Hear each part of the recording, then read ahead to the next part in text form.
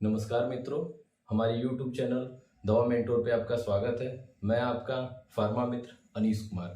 हमारी पिछली वीडियो पे हमारे एक सब्सक्राइबर ने हमसे एक क्वेश्चन पूछा था कि सर अगर कुत्ता काट दे तो उसका क्या ट्रीटमेंट किया जाता है।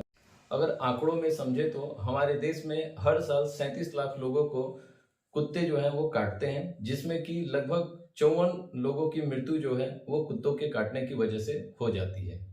तो चलिए अब समझते हैं कि अगर कुत्ता अगर काट लेता है तो उसमें एक प्राइमरी ट्रीटमेंट हम क्या क्या कर सकते हैं। तो चलिए आज का वीडियो हम लोग शुरू करते हैं कि अगर कुत्ता अगर काटे तो उस कंडीशन में हमें क्या क्या करना चाहिए और क्या क्या नहीं करना चाहिए। तो सबसे पहले कुत्ते ने जिस पोर्शन पे काटा है या शरीर के जिस पार्ट पे काटा है उस घाव को टैप वाटर और साबुन की मदद से लगभग 10 से 15 मिनट तक प्रॉपर वे में उसे वॉश करें। और वॉश करने के बाद उस पर कोई भी एंटीसेप्टिक सोल्यूशन जैसे सिप्लाडिन सोल्यूशन या बेटाडिन सोल्यूशन का इस्तेमाल करें। और जब उस सोल्यूशन को लगाने के बाद सिप्लाडिन या बेटाडिन क्रीम का भी इस्तेमाल आप उसके ऊपर कर सकते हैं। करने के बाद अब आपको ये देखना है कि हमारा घाव ज्यादा गहरा तो नहीं है या उस घाव से ज्यादा ब्लड तो नहीं निकल रहा है। अगर घाव ज्यादा गहरा है या उससे ज्यादा ब्लड निकल रहा है तो किसी साफ कपड़े से या अगर आपके घर पे बैंडेज हो तो बैंडेज से उस घाव को कस के बांध दें।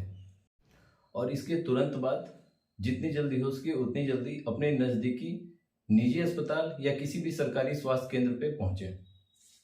तो डॉग बाइट के ट्रीटमेंट को 3 पार्ट में कैटेगराइज किया गया है। पहला पार्ट ये है कि अगर कुत्ते ने नॉर्मल वे में अगर आपकी स्किन को जीभ से अगर चाटा हुआ है तो उस केसेस में किसी भी मेडिकेशन की जरूरत नहीं होती है।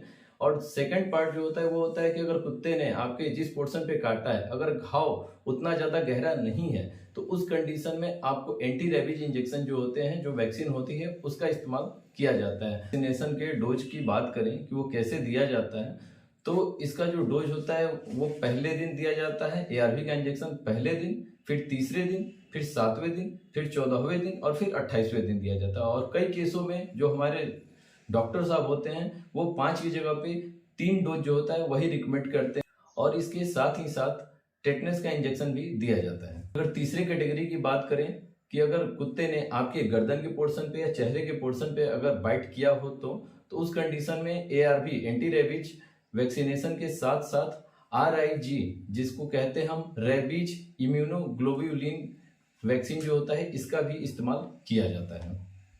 और इसके आगे आपके डॉक्टर जैसे आपको एडवाइस करें कि आपको आगे कौन सी मेडिसिन लेनी है, आप उस दवा का इस्तेमाल करें और स्वस्थ रहें, मस्त रहें।